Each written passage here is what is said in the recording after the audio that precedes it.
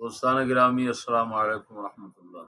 اس نشست میں ہم وزیر اعظم پاکستان عمران خان صاحب سے اور ان کے تمام ہم مشرب لوگوں سے ایک سوال کرنا چاہتے ہیں تاکہ اس کا جواب مل جائے اور ہمیں اطمینان اور تسلی حاصل ہو۔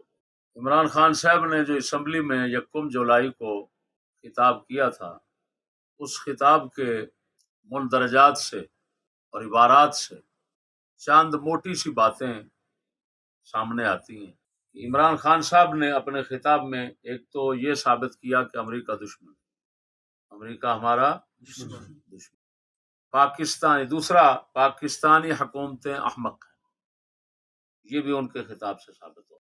پاکستانی حکومتیں احمق ہیں، کافروں کے کہنے پر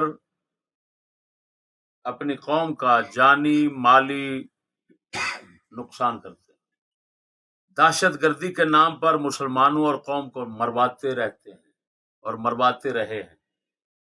امریکہ ایک زخمی ریش ہے، لہذا پاکستانی حکومتیں ہمیشہ اس سے ڈرتی رہتی ہیں اور اس کو راضی کرنے کی کوشش میں رہتی ہیں۔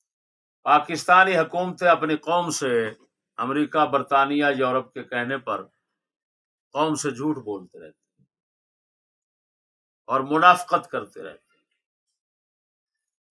یہ عمران خان صاحب کے 1 جولائی کے اسمبلی کے خطاب کے اندر موجود ہے جو میں نے بیان کیا۔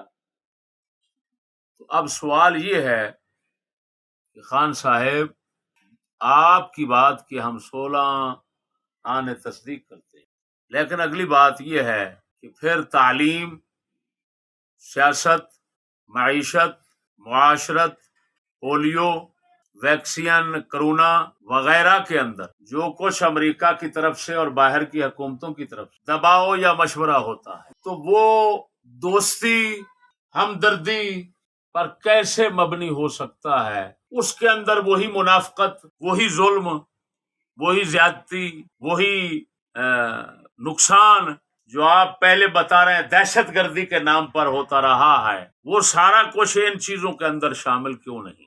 کیا جب اتنا کثیر افراد کا نقصان مسلمانوں کا امریکہ کے کہنے پر کیا گیا محض دہشت گردی کے نام پر،